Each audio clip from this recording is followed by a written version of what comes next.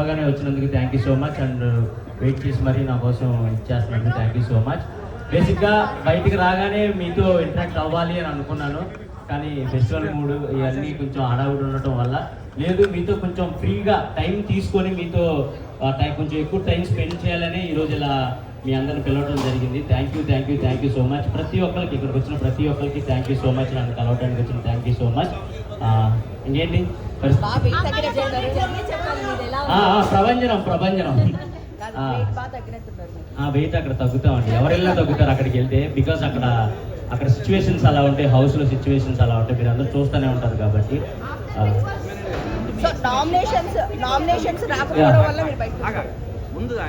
So big బాస్లో నా experience అడుగుతున్నారు. బిగ్ బాస్ అనేది నిజంగా చెప్తున్నా మనల్ని మనం మార్చుకోవడానికి, మనలో ఉన్న క్వాలిటీస్ బయట పెట్టుకోవడానికి ఒక గొప్ప ఆపర్చునిటీ అండి. అది కోట్లలో కొంతమందికి మాత్రమే వస్తుంది. అలా నాకు వచ్చినందుకు నేను చాలా హ్యాపీగా ఫీల్ అవుతున్నాను. అండ్ బయటకు వచ్చిన తర్వాత మీ అందరి ప్రేమ, మీ అందరి అభిమానం చూసిన తర్వాత ఇంకా ఇంకా ఇంకా హ్యాపీగా ఫీల్ అవుతున్నాను. నేను తీసుకున్న స్టెప్ కరెక్టే అని నాకు అనిపించింది. సో మీ అందరి అభిమానం, మీ అందరి ప్రేమ చూసిన తర్వాతే ఓకే మనం సాధించాం లోపలికి వెళ్ళి అని చెప్పేసి ఇంకా గర్వంగా ఫీల్ అవుతున్నాను. అండ్ ఇంకా హ్యాపీగా ఫీల్ అవుతున్నాను. మా పేరెంట్స్ కానివ్వండి, మా ఫ్రెండ్స్ కానివ్వండి, అండ్ మీరు ప్రతి ఒక్కళ్ళు నా సోషల్ మీడియాలో ప్రతి ఒక్కళ్ళు మీరు చేసే మెసేజ్లు అవన్నీ చూస్తే అబ్బా ఏంట్రా బాబు ఇంత సంపాదించుకున్నామా, బిగ్ బాస్కి వెళ్ళి ఇంత ప్రేమను సాధించుకున్నామా అనే ఒక చిన్న హ్యాపీనెస్ ఉంది నాకు. So thank you so much. And big బాస్లో ప్రతి ఒక్కరికి ఒక్కొక్కరికి ఒక్కొక్క సపరేట్ జోనర్ ఉంటుంది, ఒక్కొక్కళ్ళు ఒక్కొక్క సపరేట్ జోనర్లో ఆడుతూ ఉంటారు. సో నా క్వాలిటీ ఏంటంటే నేను నవ్వించాలి, జనాల్ని ఎంటర్టైన్ చేయాలి అనే పర్పస్ మీద నేను వెళ్ళటం జరిగింది. సో అది 100% నేను ఫుల్ఫిల్ చేసుకున్నానని అనుకుంటున్నాను. ఎందుకంటే బయటకు వచ్చిన తర్వాత మీ అందరు చేసే మెసేజ్లు కానివ్వండి, మీరు ఇచ్చే అభిమానం కానివ్వండి, అవన్నీ చూస్తే ఓకే మనం వెళ్ళినందుకు ఒక ఎంటర్టైనర్గా మీ అందరిని ఎంటర్టైన్ చేశాను, నవ్వించాను అని అనుకుంటున్నాను. So it's a great opportunity and మంచి ఎక్స్పీరియన్స్ అండి. బిగ్ బాస్ అందరికీ చాలా మంచి ఎక్స్పీరియన్స్, చూసే మీకు మంచి ఎక్స్పీరియన్స్, లోపల ఉన్న మాకు చాలా మంచి experience. So thank you so much. మా ఈ సీజన్ని పర్టికులర్గా ఈ సీజన్ని అంత పెద్ద హిట్ చేసినందుకు ప్రతి ఒక్కరికి thank you so much. Thank you.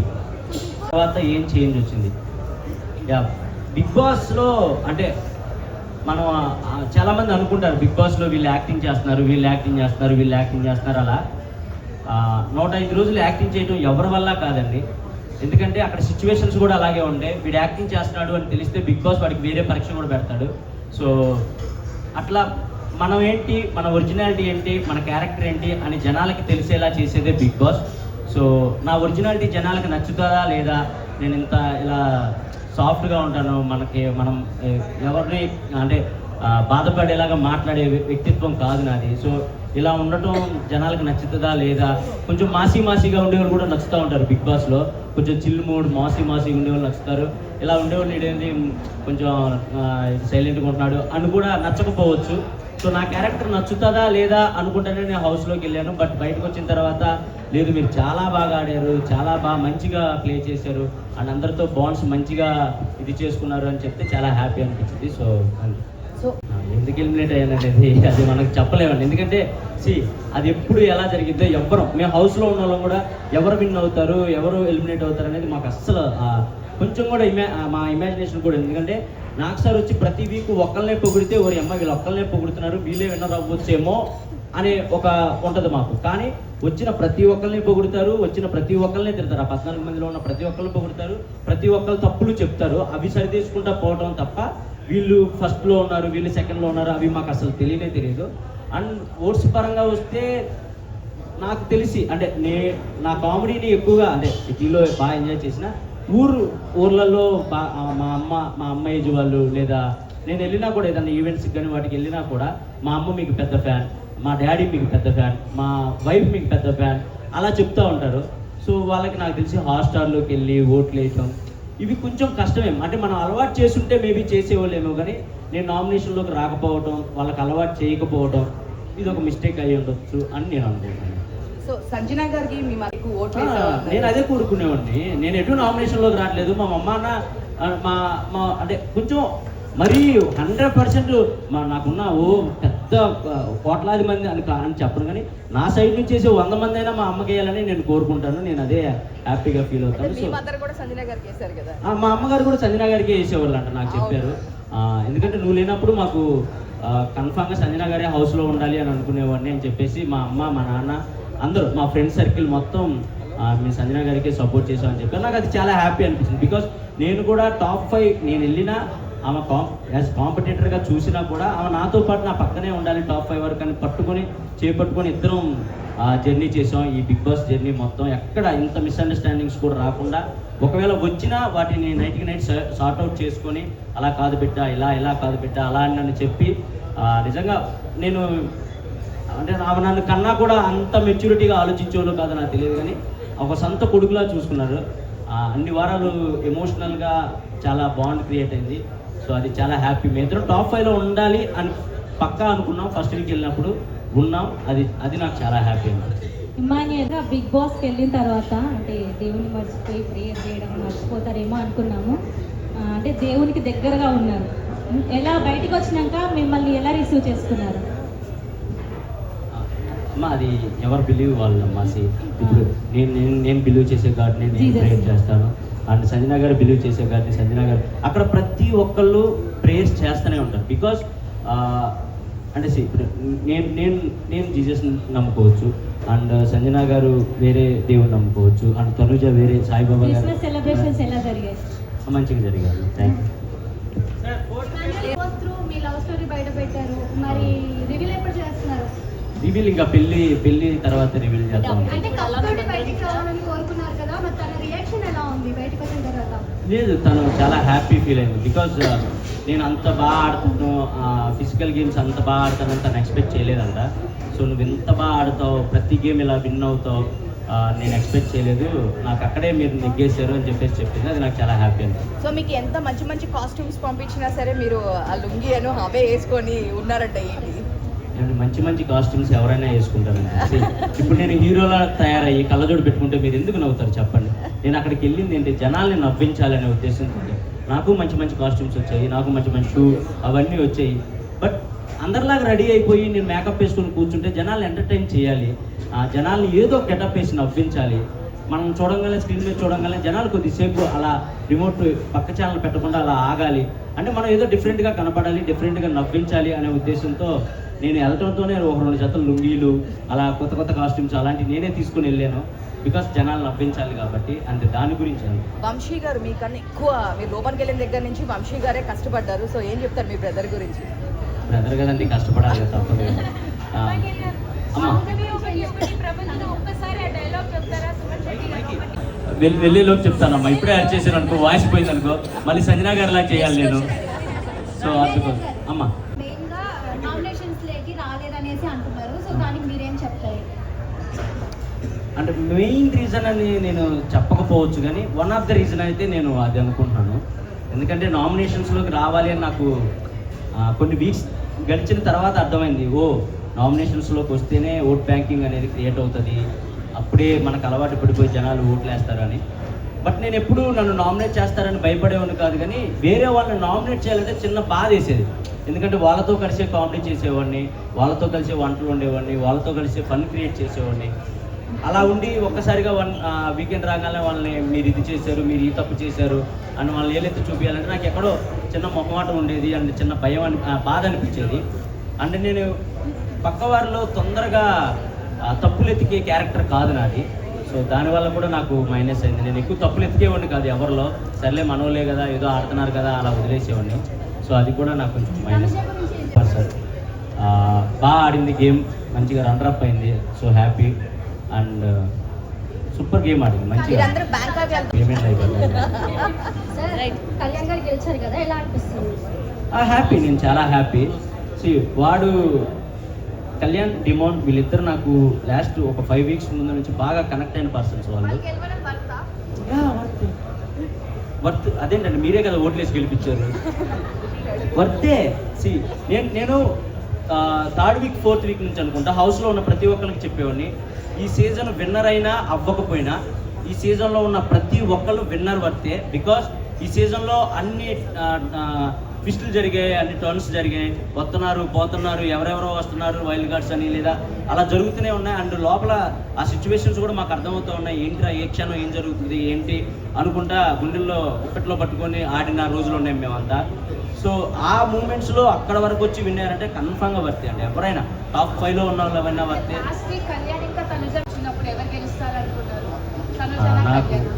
నాకు నిజంగా ఐడియా లేకుండా అండి. ఎందుకంటే నేను గెలుస్తానని నేను అనుకుంటా మనసులో, బట్ నేను 4th ప్లేస్ వస్తానని నేను అనుకోలేదు కదా. సో ఈ సీజన్ ఏదైనా జరగచ్చు అనే మైండ్ సెట్లోనే ఉండే నేను. నాకు ఎవరు గెలిచినా ఓకే. వాళ్ళిద్దరిలో ఒకళ్ళు నా ఫ్రెండ్ ఉన్నారు, ఇంకొకళ్ళు నా తమ్ముడు ఉన్నాడు. వాడు గెలిచినప్పుడు కూడా కప్పు తీసుకొని నాకు వెళ్ళి ఇలా చూశాడు. అది మీకు మేబీ అది అంటే అర్థం కాకపోవచ్చు, కానీ నాకు వెళ్ళి చూశాడు, అన్న నేను అనుకున్న సాధించాను అన్న. లవ్ స్టోరీ రియల్ గా కనిపించింది. మరి మీ పిల్లతో ఏమన్నా ప్రాబ్లం ఏం లేదు, లవ్ స్టోరీ లానే అనిపించింది. లేదు. అంతకు ముందు కూడా మేము కలిసి ఒక షో చేసాం, స్టార్ మాలో కుక్ విత్ జాతిరత్నాలు అని ఒక షో చేసాం. సో ఆ బాండ్ మేము ఫ్రెండ్స్గా ఆ బాండ్ అనేది కనపడాలి అని జనాలు ఎంటర్టైన్ చేయాలని ఏదో చిన్న ప్రతింగ్ డైలాగ్స్ అంతే, అంతకుమించి ఏమి. డెమాన్ పవన్ మాట్లాడుతూ మొన్న చెప్పారు, నాకు ఇమాన్యుయల్ అన్న ఉంటే కనుక స్ట్రెస్ రిలీఫ్ నాకు, సో ఇంకా ఫస్ట్ నుంచి మా బాండింగ్ ఇంకా ఉంటే బాగుండేది అని చెప్పేసి అన్నారు రీసెంట్ గా బయటకు వచ్చినప్పుడు. మీరేమంటారు? నేను కూడా అదే అన్న, ఆ హౌస్లో ఉన్నప్పుడు కూడా నేను అదే అన్న. డెమాన్ నాకు సెకండ్ వీకే కనెక్ట్ అయినప్పటికీ ఎక్కడో డెమోన్ ఎక్కువ టైం అందరితో కేటాయించేవాడు కాదు. సో లాస్ట్ 3 వీక్స్ నుంచి డెమాన్లో ఫన్ కానీ అవన్నీ చూసినప్పుడు అరే నువ్వు ఇలా second week or third week ఇలా ఉంటావని తెలుసుంటే నేను ఇంకొంచెం టైం నీతో స్పెండ్ చేసేవాడిని, జనాలు ఇంకొంచెం ఎంటర్టైన్ చేసేవాళ్ళం ఇద్దరం కలిసి అని కూడా అనుకున్నాం. అండ్ రియల్గా కనెక్ట్ అయ్యాడు డెమాన్, కళ్యాణ్ వీళ్ళిద్దరు నాకు బాగా రియల్గా కనెక్ట్ అయ్యారు. సో నేను నైటే షూట్ కూడా చేసాం స్టార్ మాలో. చాలా హ్యాపీ అనిపించింది వాళ్ళిద్దరిని చూసినప్పుడు. అండ్ వాళ్ళ గ్రోత్ చూసినప్పుడు కూడా చాలా మంచిగా అనిపించింది. ప్రతి వీక్ వాళ్ళు ఒకళ్ళు 1 by 1 వాళ్ళు ఎదిగే విధానం కానీ వాళ్ళు మాట్లాడే తీరు కానీ వచ్చిన కామనర్స్ అందరిలో వీళ్ళు కొంచెం మంచిగా ఉండేవాళ్ళు అండ్ మంచిగా మాట్లాడేవాళ్ళు, ఎక్కువ గొడవలు పెట్టుకునేవాళ్ళు కాదు. సో నాకు అది బాగా నచ్చేది వాళ్ళిద్దరు. టాప్ 5లో ఉన్న అందరూ విన్నర్ అవుతారని అనుకుంటారండి. ఎందుకంటే అక్కడ మాకు ఏ క్లూస్ కానీ హింట్స్ కానీ ఏం తెలియదు. అండ్ ఎవరు బయట ఎలా నడుస్తుంది, ఎవరు హైప్లో ఉన్నారు, ఎవరు లోలో ఉన్నారు ఎవరు తెలియదు. టాప్ 5లో ఉన్న ప్రతి ఒక్కళ్ళు విన్నర్ అవుతామని అనుకుంటాం, బట్ అది ప్రాసెస్ తప్పదు. 4th ప్లేస్లో ఒకరు రావాలి, 3rd ప్లేస్కి ఒకరు రావాలి, 5th ప్లేస్కి ఒకరు రావాలి. అది ప్రాసెస్ కాబట్టి తప్పని ప్రాసెస్ కాబట్టి. ఒకవేళ మీకు మనీ ఆఫర్ చేసింటే మనీ తీసుకుని బయటకు వచ్చేసేవాళ్ళ? నేనైతే తీసుకోకూడదని ఫిక్స్ అయ్యి ఉన్నాను. నేను అంటే మీరు అనుకోవచ్చు బయటకు వచ్చేసావు కదా ఇప్పుడు ఇలాగే చెప్తావు అని మీరు అనుకోవచ్చు. నేను నిజంగా మనీ తీసుకోకూడదనే ఫిక్స్ అయ్యానండి. మనీ ఆఫర్ వరకు వచ్చుంటే నేను తీసుకోకూడదు. అది రన్నర్ అయినా 3rd ప్లేస్ అయినా ఏదైనా ఇంతవరకే మనకు వచ్చింది అనుకుని బయటికి వెళ్దాం అనే మైండ్లోనే ఉన్నా. నేను మేబీ తీసుకోకపోదు. అంటే సంజన గారు అందరూ నెగిటివ్ అన్నారు, బట్ మీరు సపోర్ట్ చేశారు. లోపల గుడ్లు దొంగతనం చేసినప్పుడు కానీ ప్రతిదానికి లోపల అందరికన్నా సంజన గారికి మీరే ఎక్కువ సపోర్ట్ చేశారు. దానివల్ల కూడా మీరు కొంత హౌస్లో నెగిటివ్ అయ్యారు. సో దాని గురించి ఏం చెప్పారు? సంజన గారికి సపోర్ట్ చేస్తే పాజిటివ్ అవుతానా నెగిటివ్ అవుతానా నేను ఏ రోజు ఆలోచించుకోలేదండి. ఫస్ట్ గుడ్డుతో దొంగతనం ఎప్పుడైతే జరిగిందో నేను అప్పుడే ఆమె గేమ్ నాకు అర్థమైంది. ఈమె ఎక్స్ట్రాడినరీ గేమర్, ఈమెకి బిగ్ బాస్ హౌస్ గేమ్ మొత్తం తెలుసు అని నాకు అప్పుడే అర్థమైంది. అప్పటి వరకు మేము అంటే నేను సంజు పాప అని పిలిచేవాడిని, తను ఇమ్ము అని పిలిచేది నన్ను. దాని తర్వాత ఎక్కడో ఎమోషనల్గా వాళ్ళ బాబులాగా నేను నవ్వించాలి అలా అలా అలా అలా కనెక్ట్ అయ్యి నేను అమ్మ అంటాం, తను నన్ను కొడుకు అంటాం, అలా అలా అయింది. కానీ ఏ రోజు కూడా ఇది చేస్తే పాజిటివ్ అవుతాం, ఇది చేస్తే నెగిటివ్ అవుతాం అని ఎప్పుడు నేను తనతో అలా లేను. ఎందుకంటే తను నాతో చాలా ప్యూర్గా ఉన్న వ్యక్తి హౌస్లో. అండ్ గుడ్డిగా 100 మంది రాని నేను ఇమ్మాన్యుయల్ సైడే నుంచుంటానని చెప్పిన ఏకైక వ్యక్తి తను. అండ్ నేనైనా సరే 100 మంది రాని నేను ఆమె సైడే ఉంటానని చెప్పిన ఏకైక వ్యక్తిని. అండ్ లాస్ట్కి వచ్చే కొద్దికి క్రౌడ్ తగ్గే కొద్దికి తెలియకుండా ఫేస్ టు ఫేస్ వార్లు కూడా జరిగాయి. కానీ బట్ అవి మేము అక్కడే సార్ట్అవుట్ చేసుకున్నాం. ఇదంతా గేమ్ వరకే మమ్మ వదిలేసి అంటే తను కూడా అరే నాకు తెలుసు చాలా మెచ్యూర్గా ఉంటారు, చాలా అంటే చాలా మెచ్యూర్గా ఉంటారు. సో అది నాకు బాగా ఇష్టం. పాజిటివ్ నెగిటివ్ అసలు ఏం ఆలోచించలేదండి. నాకు సంజన గారి హౌస్లో ఉండాలి, ఆమెతో కలిసి నేను గేమ్ ఆడాలి, ఇదే ఉండేది నాకు.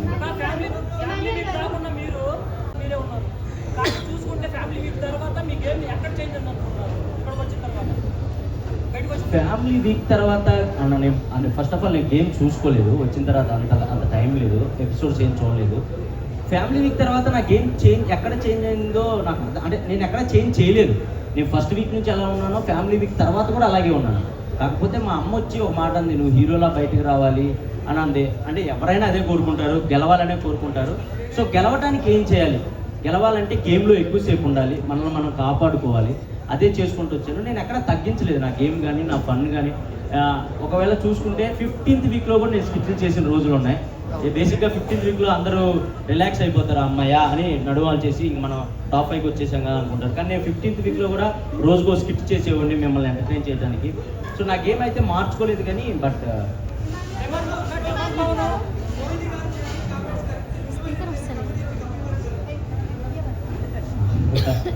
అదే లేదన్న, కమెడియన్స్కి కప్పు ఇవ్వట్రా అనేది. అంటే ఇమాన్యుయల్ లోపల ఈ బిగ్ బాస్ సీజన్లో ఇమాన్యుయల్ లేకపోతే కనుక ఎంటర్టైన్మెంట్ అంటేనే లేదు. తనే త్రూ అవుట్ ఎంటర్టైన్ చేశాడు, తన గేమ్స్ పరంగా ఆడాడు, ఎంటర్టైన్ చేశాడు, అన్నీ చేశాడు. బట్ అన్ఫేర్ తనకి ఇవ్వలేదు, ఈవెన్ 3rd ప్లేస్లో కూడా లేరు అని చెప్పి చాలా మంది కామనర్స్ అడుగుతున్నారు ఇదే క్వశ్చన్. సో మీరేమంటారు? అడిగిన వాళ్ళందరూ ఓట్లు వేసి ఉంటే నేను అలాగే ఉన్నాను. ఒకవేళ మీరు బట్ అడిగి entertainment- అలా అని కాదు, నాకు తెలుసు అడిగిన వాళ్ళందరూ నాకు సపోర్ట్ చేశారు. నా ఇన్స్టాలో ఎప్పుడు నాకు అన్ని మెసేజ్లు రాలేదు. నేను బోల్డ్ స్కిట్లు చేశాను, సినిమాలు చేశాను, ఎప్పుడు నాకు ఇంత ఆదరణ రాలేదు. బయటకు వచ్చిన తర్వాత నా కోసం మీరు నుంచున్న తీరు, మీరు నుంచున్న విధానం, ఇవన్నీ చూస్తే నాకు చాలా చాలా చాలా హ్యాపీ అనిపించింది. కప్పు గెలవకపోయినా చాలు, వీళ్ళని గెలుచుకున్నాం, వీళ్ళ అభిమానాన్ని గెలుచుకున్నాం, అదే నన్ను బయటకు వచ్చేలా చేసా. అంటే నేనేం పెద్దగా బాధపడిపోయి గుండెలో బాదుకోలేదులే, కానీ ఎవరికైనా ఆ చిన్నది ఉంటుంది, అరే ఇక్కడ దాకా వచ్చి కొట్టలేకపోయామే అని ఒక చిన్నది ఉంటుంది.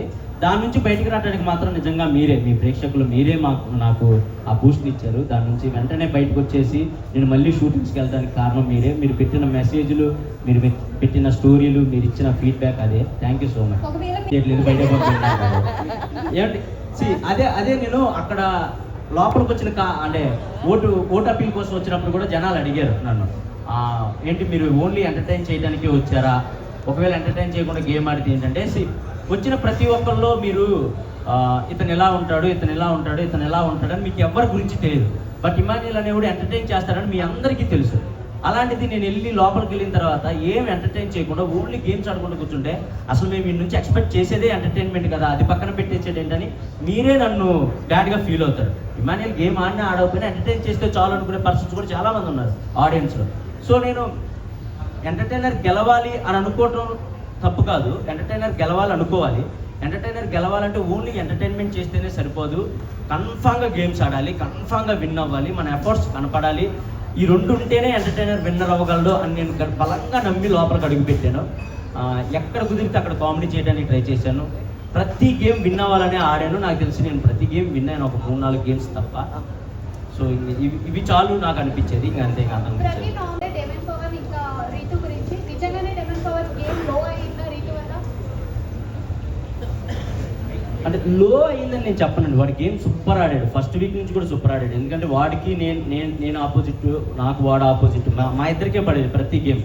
మడ్ టాస్క్ కానివ్వండి, రంగులు పూసుకునే టాస్క్ కానివ్వండి, ఏదైనా మా ఇద్దరికే పడేది ఫస్ట్ నుంచి ఫేస్ టు ఫేస్. గేమ్ లో కాదులే కానివ్వండి, మన కరెక్ట్ అయిన వాళ్ళతోనే ఎక్కువ టైం స్పెండ్ చేస్తాం. దానివల్ల మిగతా పర్సన్స్ ఏమనుకుంటారంటే మాకు ఎక్కువ టైం ఇవ్వట్లేదు, సో నువ్వు మాతో గేమ్ ఆడట్లేదు, ఒక్కరితోనే ఉన్నావు అలా అంటారంతే. ఇక్కడ మనం ఎంతమంది ఉన్నాం, మనం బయట చేసే చిన్న చిన్న తప్పులు కూడా అంటే ఏముందలే ఇది అనుకుంటాం, కానీ అక్కడ అలా కాదండి. పప్పు ఉడకపోయినా తప్పే. మనం పక్కన వాడు బాధపడుతున్నా వాడిని ఓదార్చకుండా పక్కకి వెళ్ళిపోయినా నువ్వు నన్ను ఓదార్చలేదు, అది తప్పే అని అంటారు. సో బిగ్ బాస్ హౌస్లో ప్రతి చిన్నదాన్ని తప్పుగానే చూస్తాం. బికాజ్ ఎందుకంటే నామినేట్ చేయాలంటే వాళ్ళలో తప్పులు ఎతికితేనే బిగ్ బాస్ హౌస్లో సర్వే అవ్వగలుగుతాం. సో అక్కడ వేరు, బయట ప్రపంచం వేరు. నిజంగా చెప్తున్నా, ఆ ప్రపంచం సపరేట్ ప్రపంచం, ఈ ప్రపంచం సపరేట్ ప్రపంచం. అక్కడ చూసినట్టు ఇక్కడ ప్రతిదీ తప్పులా చూస్తే అసలు వర్కౌట్ అవ్వదు. కానీ అక్కడ నేర్చుకోవాల్సింది ఏంటంటే, ఎంత తప్పు చేసినా, ఎంత తిట్టుకున్నా, ఎంత కొట్టుకున్నా చచ్చినట్టు మళ్ళీ మనం వాళ్ళతో మాట్లాడతాం, వాళ్ళతో ఇంటరాక్ట్ అవుతాం, వాళ్ళతో కామెడీ చేస్తాం. అదొక్కటి నేర్చుకొని బయట ప్రపంచంలో కూడా మనకెవరితో గొడవ అయితే దాన్ని వాళ్ళతో మళ్ళీ ఇంటరాక్ట్ అయ్యి దాన్ని సార్ట్అవుట్ చేసుకుంటే లైఫ్ చాలా బాగుంటుంది. అది బిగ్ బాస్కి వెళ్ళిన ప్రతి ఒక్కరు నేర్చుకుంటారు, నేను నేర్చుకున్నాను. తనుజ నాది బాగుంది, అదే చెప్పాను కదండి, నాకు మంచి ఫ్రెండ్షిప్ ఉండేవి మాకు. హౌస్లోకి వెళ్ళిన తర్వాత కొన్ని సిచ్యువేషన్స్ వల్ల ఎక్కడో తెలియకుండా ఒక చిన్న మిస్అండర్స్టాండింగ్స్ అలా రావడం జరిగినాయి. బట్ లాస్ట్కి ఫైనల్గా లేదు, ఎవరిది తప్పు కాదు, ఇవన్నీ మిస్అండర్స్టాండింగ్స్ అని తెలుసుకున్నాం, అవి సార్ట్అవుట్ చేసుకున్నాం, లాస్ట్ వరకు కలిసే ఉన్నాం. సో అన్న తెలుసుకున్నాను అలా తెలుసుకున్నాను లేదా. రీతు గారు, మీరు బయట మంచి అంటే తను కూడా శ్రీదేవి చేసింది, జబర్దస్త్ అవన్నీ చేసింది, బట్ లోపల మీ ఇద్దరు బాండింగ్ అంత కనిపించలేదు, ఎందుకని? బాండ్ అంటే మేబీ మీకు ప్రొజెక్ట్ అయ్యి ఉండకపోవచ్చు, కానీ మా ఇద్దరు బాండ్ మంచిగానే ఉంది లోపల. తనకి గేమ్లో ఏదైనా డౌట్ వచ్చినా వెంటనే వచ్చి తను ఒక 2 minutes అని అడిగిద్ది, వెళ్తాం గ్రౌండ్లో కానీ వాష్రూమ్లో కానీ కూర్చుంటాం, నాకు ఇలా అనిపిస్తుంది ఇలా అనిపిస్తుంది అంటే అది కాదు ఇలా చేయి, ఇది కాదు అలా చేయి అని చెప్పేవాడిని. మోస్ట్ ఆఫ్ ది ఎక్కువ మందికి నేనే సలహాలు ఇచ్చేనేమో నాకు తెలిసి హౌస్లో, వాళ్ళు ఆడే గేమ్కి కానీ వాళ్ళ స్ట్రాటజీలకు కానీ ఇలా కాదు ఇలా చేస్తే కరెక్ట్, ఇలా కాదు ఇలా చేస్తే కరెక్ట్ అని. సో ఆ విధంగా మా బాండ్ అయితే మంచిగానే ఉంది. ఈ తుది నాది ఎక్కడ అండ్ నేను తను నామినేట్ చేసినా ఏ రోజు తను ఫీల్ అయ్యేది కాదు, తను నామినేట్ చేసినా నేను ఫీల్ అయ్యేవాడిని కాదు. ఓకే ఇదంతా నామినేషన్ ప్రాసెస్ కదా అని పక్కకు వచ్చేసేవాళ్ళం. సో మంచిగా బర్నీ గారి కుటుంబం గురించి మంచిగా ఉంది కదా, మీరు అందరూ ఎంజాయ్ చేశారు కదా, నాన్న బాగుంటుంది కానీ కూతురు బాగుంటుంది ఎంజాయ్ చేశారు కదా, మరి నేను ఎంజాయ్ చేసేవాడిని లోపల, అందుకే దాని మీద కామెడీ కూడా చేసేవాడిని, మీరు మంచిగా నవ్వుకునేవాళ్ళు. అమ్మ హాయ్ లేదమ్మా బయట కూడా కంటిన్యూ, నేను చచ్చేదాకా సంజన గారిని వదలను, మీకైతే ముందుగానే చెప్తున్నా. అండ్ మీరు ఏమైనా అనుకోండి, గేమ్ కోసం ఉన్నాను అనుకోండి, ఏదైనా అనుకోండి, మా ఇద్దరు మనసులకు తెలుసు మేము ఎంత దగ్గర అయ్యామనేది. వాళ్ళ కొడుకు సొంత కొడుకు అలారికిని ఎంత ముద్దుగా అయితే చూసుకుంటుందో నన్ను కూడా అంతే ముద్దుగా చూసుకుంటుంది. వయసులో ఇంత పెద్ద ఉన్నాయినా కూడా, అంటే నాకు ఇన్ని సంవత్సరాలు ఉన్నా కూడా తను ఏ రోజు కూడా అది ఫీల్ అవుతుంది, ఇంతోడు వచ్చి నన్ను అమ్మ అని పిలుస్తున్నాడని ఏ రోజు కూడా ఫీల్ అయ్యేది కాదు. బికాస్ తనకు అంత ప్యూర్గా అనిపించింది కాబట్టి మా బాండ్. అండ్ ఎంతమంది చెప్పినా కూడా మా బాండ్ని ఎడగొట్టలేకపోయారు. అండ్ ఎంతమంది ఏం చేసినా కూడా అవును నామినేట్ కూడా చేయలేదు. సో అంతే, అది పాపం తనకి తెలుగు అర్థం కాదు. ఫస్ట్ ఆఫ్ ఆల్ నేను అర్థమయ్యేలా చెప్తానికి ట్రై చేస్తే ఏమనుకునేదంటే నువ్వెందుకు నన్ను కాంప్రమైజ్ చేయాలని చూస్తున్నావు అనుకునేది. కాదు మమ్మ ఇది కాదు, ఇలా వాళ్ళు అన్న విధానం ఇది అన్నా కూడా తనకు అర్థం కాకపోవడం వల్ల తను స్ట్రైట్ ఫార్వర్డ్ అండి. ఏదైనా ఉంటే ముక్కుసూటిగా చెప్పింది, వెనకాల చెప్పే పర్సన్ అసలు కానే కాదు. అదే మీ అందరికి కూడా నచ్చింది నాకు తెలిసి. సో అదే నేను చెప్పడానికి ట్రై చేసేవాడిని కానీ బట్ తనకి తెలుగు అర్థం కాకపోవడం వల్ల పాపం కొన్ని మిస్అండర్స్టాండింగ్స్ అండ్ కొన్ని వర్డ్స్ లూజ్ అవడం అలా చేసేది తప్ప ఇంక అంతకంటే ఏం లేదు. బెటర్నే అది టెనెంట్స్ ఓనర్స్ అనే కాన్సెప్ట్ పెట్టారు ఫస్ట్ వీకే. సో మాకు అర్థమైపోయింది ఓకే ఇది కామనర్స్ వర్సెస్ సెలబ్రిటీ. మేము ఎప్పుడు అక్కడున్న సెలబ్రిటీలు ఎప్పుడు ఇది సెలబ్రిటీ వర్సెస్ కామనర్స్లా చూడలేదు. కానీ పాపం వాళ్ళకి అంటే వాళ్ళు ఆల్రెడీ అగ్ని పరీక్ష నుంచి గేమ్లో ఉండొచ్చారు కాబట్టి కొంతమంది అలా అనుకునేవాళ్ళు, వీళ్ళు కామనర్స్ని అలా చూస్తున్నారు అలా అనుకునేవాళ్ళు. కానీ పోను వాళ్ళు అర్థం చేసుకున్నారు, లేదు వీళ్ళు కరెక్ట్గానే ఉన్నారు, ఆ గేమ్స్ వల్ల అలా అనిపించాయి అంతే, అంతకుమించి ఏం లేదు. అండ్ ఇంకొక 5 minutes లో క్లోజ్ అయిపోతుంది. ఇంకెవరైనా క్వశ్చన్స్ అడగాలనుకుంటే అడగొచ్చు. ఇంకెవరికైనా క్వశ్చన్స్ ఉన్నాయా? ఒక్క నిమిషం వెయిట్.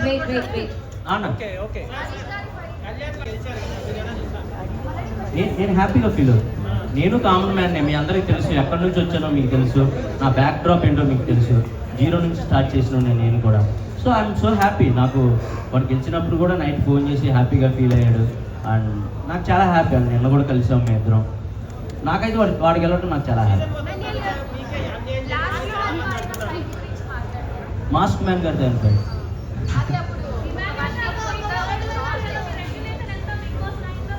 రెమ్యూనరేషన్ అండి. ఓకే నేను సర్వే అవ్వగలిగేంత అయితే ఇచ్చారండి, హ్యాపీ, నేను హ్యాపీ. బీబీ జోడియా ఏమండి, నాకు బేసిక్గా కాల్ ఫ్రాక్చర్ అయింది గేమ్స్లో, అది ఇంకా సెట్ అవ్వలేదు, కొంచెం నిదానంగా సెట్ అయింది. Thank you. జబర్దస్త్ చేస్తారా? జబర్దస్త్ ఆగిపోయినట్టే. 1 by 1 జబర్దస్త్ ఇంకా చేస్తారా? ఆగిపోయినట్టే.